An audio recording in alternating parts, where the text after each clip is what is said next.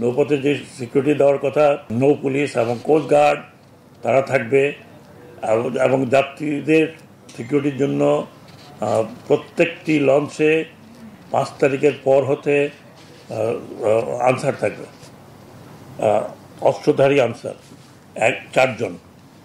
কাজে গতবার যেরকম ছিল ঠিক সেরকমই থাকবে। এবং এই বিষয়গুলোতে আমরা একটু স্ট্রেস দিয়েছি। নৌপথের নিরাপত্তার জন্য নৌ পুলিশকে বলা হয়েছে, জায়গা বলা হয়েছে কোন কোন জায়গায় বিশেষ করে থাকবে। বাল্কহেড যেটা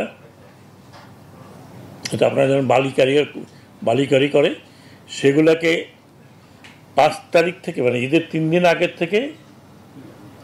থেকে ঈদের পরে 7 দিন ইনক্লুডিং ঈদ এটা চলাচল করবে না, টোটালি বন্ধ।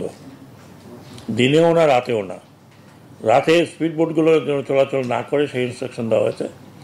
এবং বাইরের ডিস্ট্রিক্টের ডিসি সাহেবদের বলা হয়েছে যে যেখানে নৌপথ দ্বারা প্রভাবিত সেই সব জায়গার জন্য ম্যাজিস্ট্রেট রাখেন, এই ইনস্ট্রাকশনগুলো যাতে মানা হয়। উত্তরবঙ্গে আমরা রৌমারী থেকে চিলমারি রুটে 2টি মিডিয়াম ফেরি চালু করা হয়েছে। এই ধরুন এখন ট্রায়াল রান চলছে, এটা চালু করা হবে। এটা যদি চালু করা হয় তাহলে উত্তরবঙ্গে যারা রৌমারী চিলমারি রুটে চলাচল করেন তাদের জন্য একটা সুবিধা হবে। এবং এদিকে কানেক্ট করবে জামালপুর। তো জামালপুরকে কানেক্ট করলে যেতে হবে ওনাদের ঢাকা আসা যাওয়াতে 100 কিলোমিটারের মতো জায়গা, মানে ডিস্টেন্স কমবে তাদের জন্য, দূরত্ব কমবে। সিলেটের জন্য হয়তো তাই হবে, মানে এই দিকের ডিস্ট্রিক্টগুলো জেলার জন্য 100 কিলোমিটার কমবে।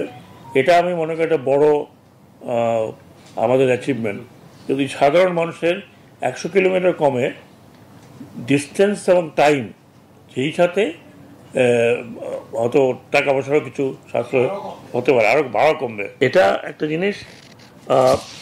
এবং বলা হয়েছে এখানে লঞ্চ মালিকদের প্রেসিডেন্টও আছেন যে বড় লঞ্চগুলো যাতে বুড়িগঙ্গাতে আসার সাথে সাথে একটু স্পিডটা কমায় ফেরার পথে, এবং ইভেন যাওয়ার পথেও এই রেসিংটা যেন না করেন।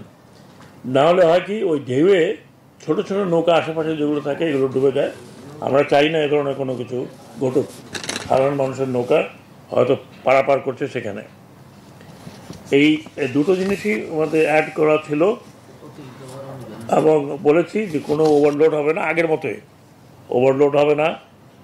ছাদে যেন না ওঠে, ছাদে ওনারা যেন কোনো যাত্রীকে টিকিট না দেন। আরেকটি বিষয়, আমি যেহেতু এখন ওয়েদারের প্রশ্ন আসছে, আমরা তো বড় বড় ওয়েদার রিপোর্ট পাই, যেমন কোনো সাইক্লোন আসছে, সেই সাইক্লোন কোন দিকে যাচ্ছে, কোথায় হিট করবে, এটা মোটামুটি এখন রুটটা জানা যায়, স্পিডও জানা যায়।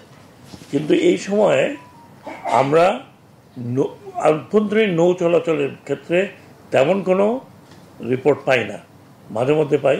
কিন্তু আমি মনে করি যেহেতু দক্ষিণবঙ্গেই বেশি, এবং যত আমরা দক্ষিণে যাব ততই নদী আরও রাফ হয়ে যায়। তো সেই জায়গাতে একটা নৌ পথের জন্য একটা যাতে আবার পূর্বাভাস আমরা পাই, তাতে লঞ্চ মালিকদের সুবিধা হবে, তাদের চলাচলের পথে তারা সাবধানতা অবলম্বন